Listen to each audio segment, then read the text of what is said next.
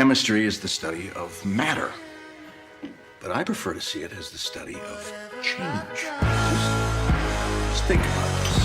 Hey everyone, I am Pushkar and I make lectures and strategy videos related to JEE Chemistry. Students have been appreciating my content over the last 5 years, so I think I am the right guy to guide you on how to master organic chemistry for JEE. ये video JEE 2027 और JEE 2028 दोनों aspirants के लिए है। इसमें मैंने detail में बताया है JEE के पॉइंट ऑफ व्यू से ऑर्गेनिक का syllabus, prerequisites, most important topics, resources और मेरी शॉर्ट नोट्स मेकिंग स्ट्रेटेजी, जिसको यूज करके तुम कुछ इस तरह के शॉर्ट नोट्स बना पाओगे। आई होप इस वीडियो के बाद तुम्हारे ऑर्गेनिक रिलेटेड सारे डाउट्स क्लियर हो जाएंगे। So let's get straight into it. सबसे पहले JEE के लिए ऑर्गेनिक केमिस्ट्री का सिलेबस देखते हैं, जिसे हम 3 पार्ट्स में कैटेगराइज करेंगे। फर्स्ट, ऑर्गेनिक बेसिक्स, जिसमें IUPAC, GOC और आइसोमेरिज्म आता है। सेकेंड, रिएक्शन पार्ट, जिसमें hydrocarbons, haloalkanes and haloarenes, alcohols, phenols and ethers, aldehydes, ketones and carboxylic acid और अमाइंस आते हैं। देन थर्ड, एप्लीकेशन पार्ट, जिसमें 2 चैप्टर्स आते हैं, biomolecules and practical organic chemistry.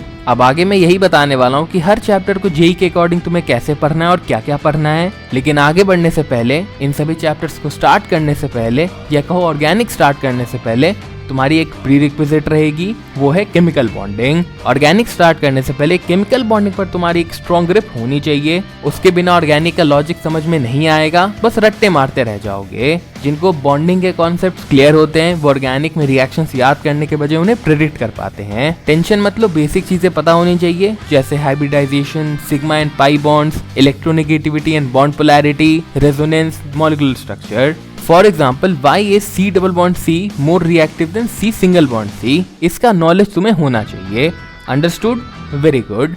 जो 11th में है वो तो अब केमिकल बॉन्डिंग पढ़ेंगे ही, बट जो 12th में है और उनका बॉन्डिंग वीक है, तो मैंने जो टॉपिक्स दिए हैं केवल उनको कर लेना। अब एक एक करके देखते हैं कि तुम्हें इन चैप्टर्स को कैसे अप्रोच करना है। सबसे पहले हम स्टार्ट करेंगे नोमेनक्लेचर से। अब इस टॉपिक में तुम्हें बहुत डीप जाने की जरूरत नहीं है, बेसिक लेवल तक ही करना है पहले, सो दैट आगे के जो चैप्टर्स है उनमें दिक्कत ना हो, क्योंकि ये एक काफी ओपन एंडेड टॉपिक रहता है। पढ़ने को बहुत चीजें होती हैं, लेकिन उतनी जरूरत नहीं पड़ती। बेसिक्स कर लो, PYQs अच्छे से लगा लो and move on to GOC। काफी ज्यादा इंपॉर्टेंट लेकिन उतना ही कंफ्यूजिंग। तो इसमें एक स्ट्रॉन्ग बेस बनाने के लिए पहले हम फोकस करेंगे कुछ की कॉन्सेप्ट्स पर, that are inductive effect, mesomeric effect and hyperconjugation, plus इनके applications, that are aromaticity and acidic and basic strength. इसके बाद आता है आइसोमेरिज्म। इसमें 2 पार्ट्स होते हैं, structural isomerism and stereo isomerism. Structural isomerism से एज सच बहुत डिफिकल्ट क्वेश्चंस नहीं फ्रेम होते हैं, तो ज्यादा डीप में नहीं जाना, basics are enough. But stereoisomerism तुम्हें ढंग से पढ़ना है, अच्छे सवाल भी आते हैं और आगे के चैप्टर्स में भी एप्लीकेशन होता है, स्पेशली ऑप्टिकल आइसोमेरिज्म। एक काफी कॉमन मिस्टेक होती है, बच्चे 11th में GOC पढ़ते हैं लेकिन 12th में भूल जाते हैं,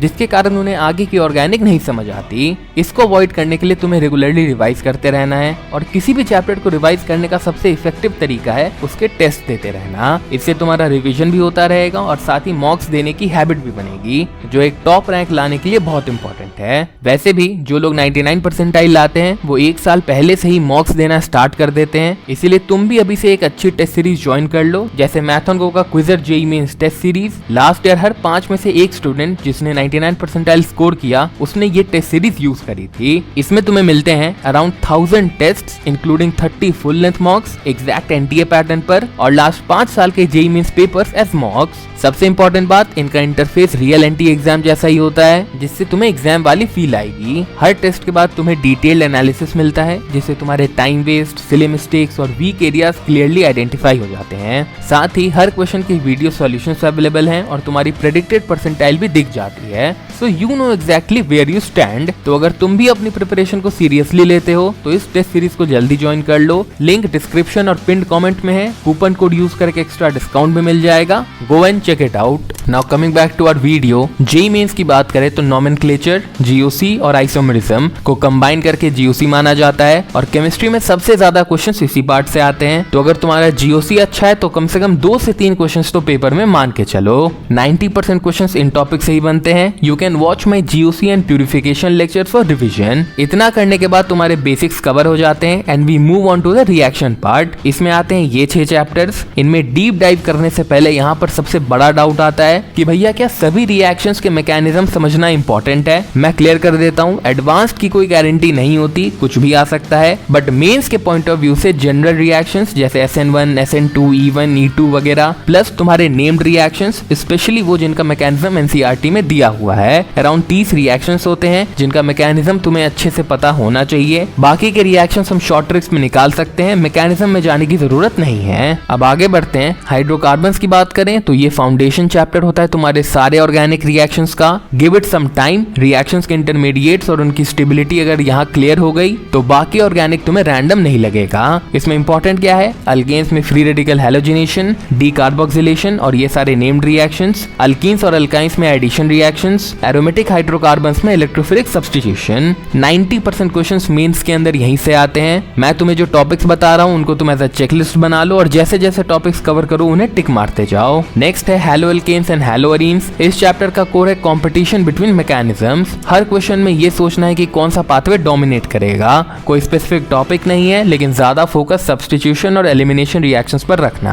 then comes alcohol, phenols and ethers. ये थोड़ा स्कैटर्ड लग सकता है तुम्हें, हर जगह कंपीटिंग इफेक्ट्स इवैल्यूएट करने पड़ते हैं। ये चैप्टर तुम्हें सिखाता है कि same functional group different conditions में कंप्लीटली डिफरेंट बिहेव करता है। पूरा चैप्टर ढंग से पढ़ना है। ये कुछ चीजें हैं जहां ज्यादा ध्यान दे सकते हो मेंस के लिए। इसके बाद है aldehydes, ketones and carboxylic acid. ये चैप्टर इलेक्ट्रॉन फ्लो के अंडरस्टैंडिंग से मास्टर होता है। अगर तुम रिएक्शन को इलेक्ट्रॉन फ्लो से जस्टिफाई कर पा रहे हो तो जेई के नए क्वेश्चंस भी टैकल कर लोगे। कहां फोकस करना है, एल्डिहाइड एंड कीटोन्स में न्यूक्लियोफिलिक एडिशन, ऑक्सीडेशन रिडक्शन और ये सारे नेम्ड रिएक्शंस। वहीं कार्बोक्सिलिक एसिड में acid based questions, acid derivative formation और ये सारे नेम्ड रिएक्शंस। लास्ट में आता है अमाइंस। इसमें तुम्हें नाइट्रोजन के लोन पेयर की अवेलेबिलिटी और उस पर इंडक्टिव, रेजोनेंस और सॉल्वेशन इफेक्ट्स का कंबाइंड इंपैक्ट समझना होगा। 2026 में वेटेज काफी ज्यादा था अमाइंस का। ज्यादातर questions reduction reactions, basicity order और नेम्ड रिएक्शन से आते हैं और जितने भी नेम्ड रिएक्शंस, मैकेनिज्म्स और ऑर्गेनिक टेस्ट जेई के लिए इंपॉर्टेंट है वो मैंने अपने चैनल पर कराए हुए हैं, you can watch them. Reaction वाला पार्ट यहाँ पर एंड होता है। अब बचता है एप्लीकेशन पार्ट। इसमें 2 चैप्टर्स आते हैं, बायोमोलिक्यूल्स और प्रैक्टिकल ऑर्गेनिक केमिस्ट्री। ये इजी टू डू चैप्टर्स हैं, ज्यादा टेंशन लेने की जरूरत नहीं है। मेरे इन दोनों वीडियोस को देखो और रेफरेंस के लिए यूज करो to cover them for Mains. यहाँ पर तुमने नोटिस किया होगा कि मैंने ये नहीं बताया कि कौन से चैप्टर की प्रायोरिटी हाई है जेई मेंस के लिए, क्योंकि अभी तुम्हारे पास गुड इनफ टाइम है। You can master whole organic starting from now और तुम मेंस के साथ एडवांस लेवल तक भी अपने ऑर्गेनिक को लेके जा सकते हो।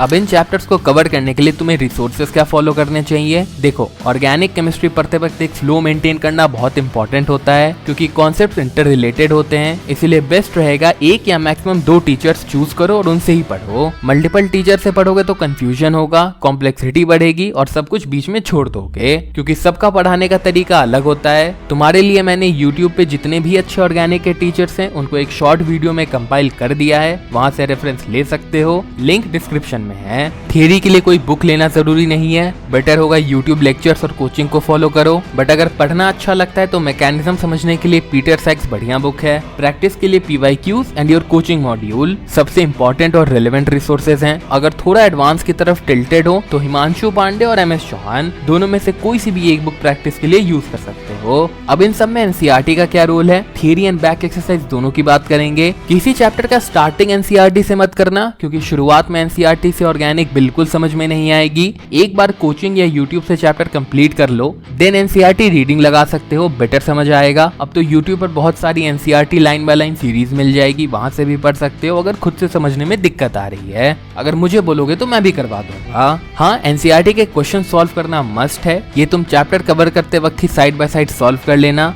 इस साल जेईई मेंस के अंदर एनसीईआरटी बेस्ड क्वेश्चंस काफी आए थे। सिलेबस कंप्लीशन के बाद तुम्हें ऑर्गेनिक को 15 से 20 पेजेस में पूरा कंपाइल करना है, जिसको यूज करके तुम हर 15 से 20 दिनों में एक बार पूरे ऑर्गेनिक को क्विकली रिवाइज कर पाओ। क्योंकि अगर तुम क्लास नोट्स और लेक्चर स्लाइड्स लेकर बैठ गए तो रिवीजन होने से रहा और रिवाइज करते भी हो तो टाइम ज्यादा लगेगा। इसीलिए शॉर्ट नोट्स बनाना मस्ट है। आओ बताता हूँ कैसे बनाने हैं। ऑर्गेनिक में तुम्हें 3 तरह के शॉर्ट नोट्स चाहिए। फर्स्ट, मैकेनिज्म्स के लिए, सेकंड, रिएक्शंस के लिए, थर्ड, रिएजेंट्स के लिए। मैकेनिज्म के लिए तुम उन 25 से 30 रिएक्शंस के शॉर्ट नोट्स बनाओगे जिनके मैकेनिज्म्स इंपॉर्टेंट है। इसके लिए तुम ये फॉर्मेट यूज कर सकते हो, मैंने अपने नोट्स ऐसे ही बनाए थे। रिएक्शंस के लिए तुम्हें एक A4 शीट लेनी है और एक कंपाउंड पकड़ना है, जैसे अल्कीन ले लिया और अल्कीन के जितने भी रिएक्शंस हैं उनको एक फ्लो चार्ट की तरह कंपाइल करना है। इससे तुम एक पेज पे उस कंपाउंड के सारे रिएक्शंस को रिवाइज कर पाओगे और तुम्हारी एक विजुअल मेमोरी बनेगी। रिएजेंट्स के लिए तुम्हें सारे रिएजेंट और उनके फंक्शंस नोट डाउन करने हैं, थोड़ा ऑर्गेनाइज करने की कोशिश करना, लाइक सारे ऑक्सीडाइजिंग रिएजेंट्स एक साथ, सारे रिड्यूसिंग रिएजेंट्स एक साथ, इस तरीके से। ये मेथड मैंने पंकज सर के एक लेक्चर से सीखा था जब मैं प्रिपेयर कर रहा था, and trust me it helps.